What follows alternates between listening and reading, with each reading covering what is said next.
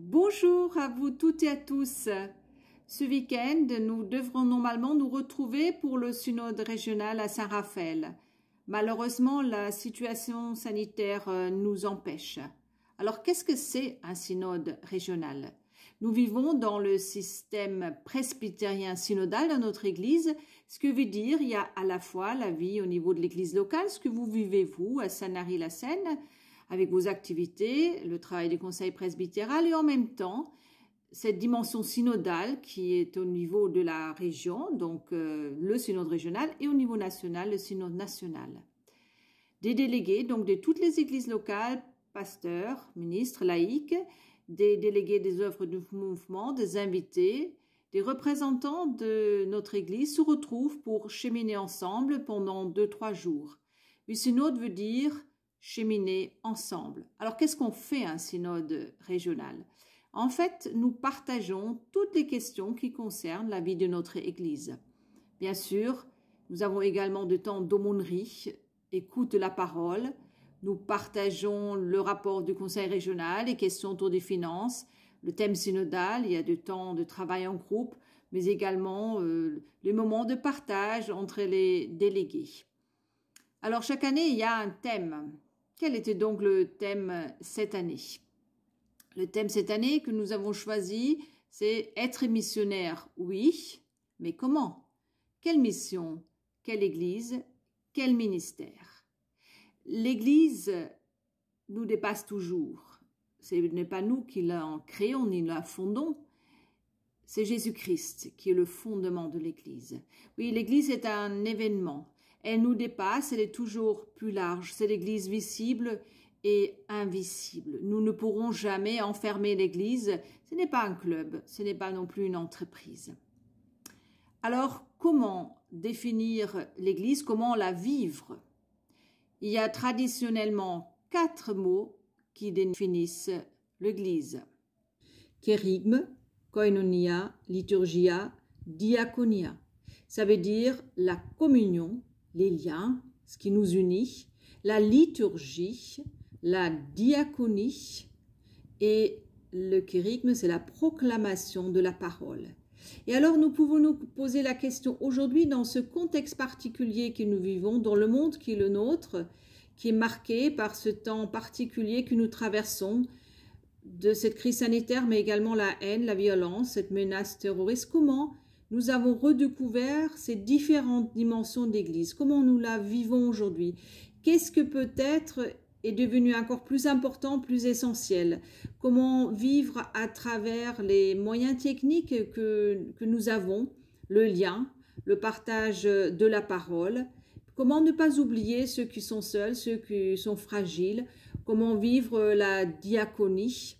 De ne pas oublier ceux qui traversent de moments difficiles aussi au niveau économique, les plus fragiles peut-être qui sont ébranlés, qui sont encore plus seuls, ceux qui vivent des deuils. Voilà, la mission d'église, elle est au centre de notre vie de foi, de notre vie d'église évidemment.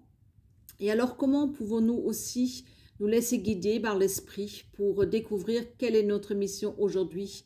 Là où nous sommes, peut-être de façon différente. Quel est l'essentiel? Comment nous laisser nourrir, nous inspirer aussi par l'esprit, qui ouvre toujours de nouvelles portes, des nouveaux possibles. Ça, c'est important aussi pour moi de partager cette espérance et cette vie toujours plus grande de ce que nous pouvons imaginer. Toujours plus large, parce que Dieu est un Dieu d'avenir et un Dieu de vie. Voilà, merci beaucoup de ce partage et un bon dimanche à vous toutes et à tous. Merci à toi, Sibylle. Je trouve toujours joyeux de découvrir que l'Église ne s'arrête pas aux portes de nos temples et de nos habitudes. C'est vrai, l'Église, c'est une multitude de personnes qui ont reçu la parole comme une parole de vie et qui désirent en témoigner. La parole du Christ nous réveille de part et d'autre, elle nous touche. La proclamer ensemble est alors une immense joie. Mais ce qui m'amuse, c'est que dès que quelques-uns ont un point en commun, ici c'est la parole révélée en Jésus-Christ, aussitôt, il faut donner une forme, une organisation, un système, une structure même. Et on voit déjà dans les lettres de l'apôtre Paul cette nécessaire organisation. Pourtant, d'après André Birmelet, ce n'est qu'à partir du IIe siècle que des assemblées d'église regroupant des évêques, des presbytres, des diacres et des laïcs seront appelés synodes. Synode. Tu viens de nous le dire, Sibylle. Le mot synode est construit à partir de deux racines grecques, sun, qui signifie avec, et odos, qui signifie chemin. Autrement dit, le mot synode signifie littéralement cheminer ensemble. C'est joli et c'est tellement explicite. Le grec sous-entend par la construction même de ce mot que vivre une réunion, quel qu'en soit le sujet, vivre une réunion, c'est avant tout cheminer ensemble. C'est prendre le temps d'une réflexion partagée, énoncer, échanger, prononcer même.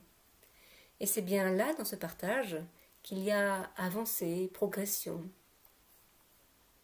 Faire synode, c'est donc cheminer ensemble, porté par un sujet commun.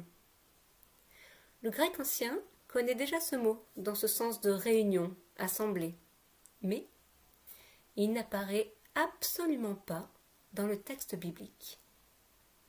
Alléluia, ai-je envie de dire, car le texte biblique ne sont absolument pas un manuel d'ecclésiologie.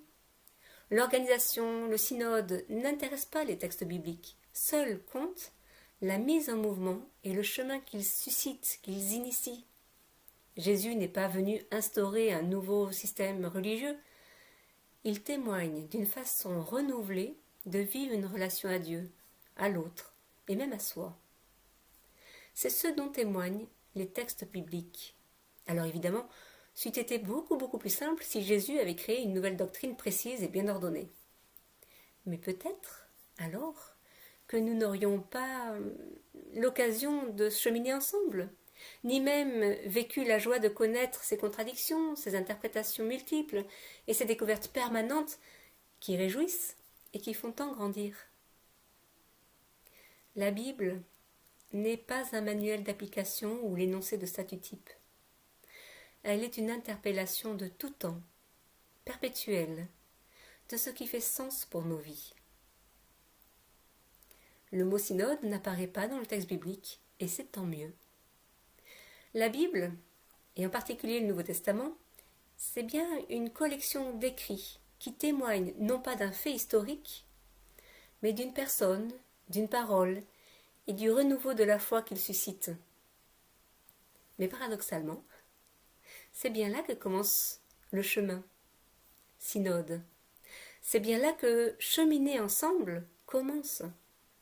Jésus lui-même nous rappelle en disant « Je suis le chemin, la vérité et la vie. Nul ne vient au Père que par moi. »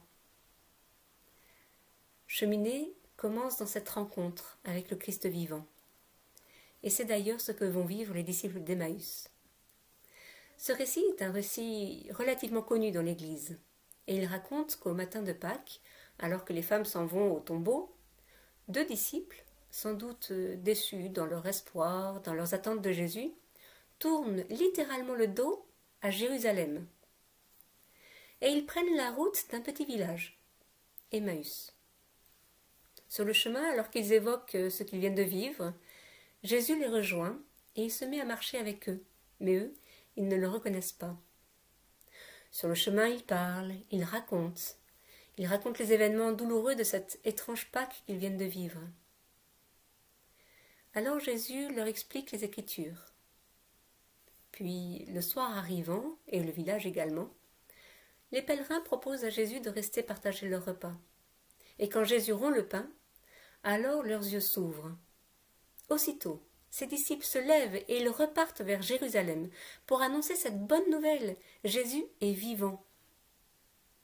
Sur le chemin d'Emmaüs, les disciples ont fait l'expérience non seulement d'une rencontre, mais aussi d'un cheminement. Ils sont partis de leur déconvenue, de leur tristesse, de leur espérance peut-être un peu fausse qu'ils avaient plaquée sur Jésus.